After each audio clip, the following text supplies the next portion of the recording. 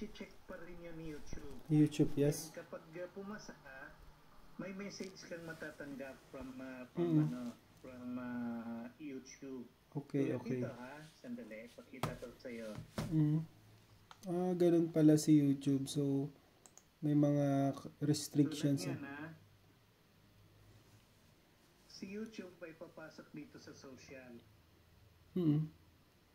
Ito Ano yan sa email mo yan, Sir Eufemio?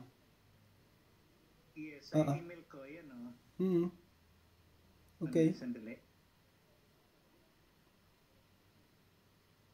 Ayan, nabasa mo yung email niya. Now live on your channel. Yes. So magme-message siya sa'yo. Kapag meron kang foul na cover doon, na salita, nagmura, etc., may kutsilyo, may dugo, papadalan ka ng message din.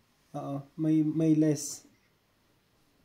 Yes. And so, then, pag ikaw ay mag-upload ka, hindi ka agad-agad yun na may upload. Yes. Magbibigay sila ng message sa'yo. Tama. Ang tawag nito, meron kang ina-upload. Yes, tama. Tapos, sandali, titingnan ko kung nag-message na sila. Hanggat hindi pa natatapos yung uploading niya. Message din yan sa'yo. Yes. Kasi titingnan yan nila Tingnan mo si CapCut, panay padala sa akin ng template. Para saan naman po yan? Nila, user. Sa mga vlogging ko.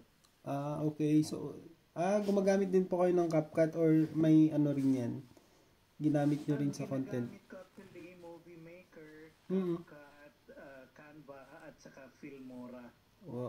Okay. Tama. So, yung CapCut ang magsiga sa akin kasi sila so far, ang madalas kong ginagamit. Ano yun? Pag nag-upload kayo, AI na? Nag-AI na lang kayo para Kasi may CapCut na pag sa Pro niya is pwede niyang i-organize na lahat. Kumbaga may initial. Yeah, hindi pa ako gumagamit ng AI.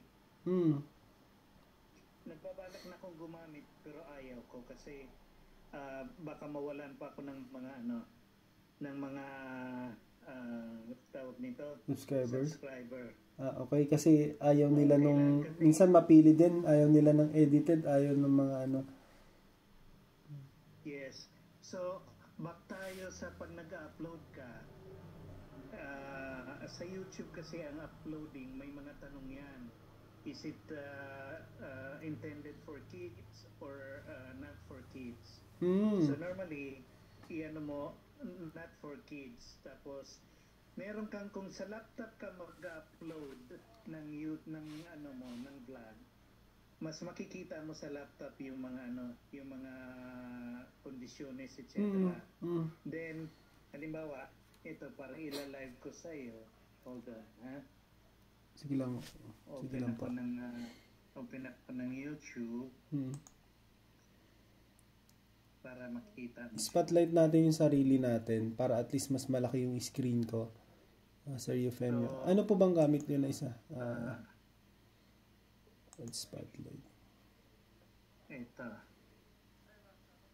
I think okay siya. So, YouTube siya. I-click mo yung create. Okay. So, kita mo? Okay. Create. So, upload video. Okay. And then? So, pag-click mo ng upload, bagal siya na. Ayan. Mag-open siya ng link. Tapos,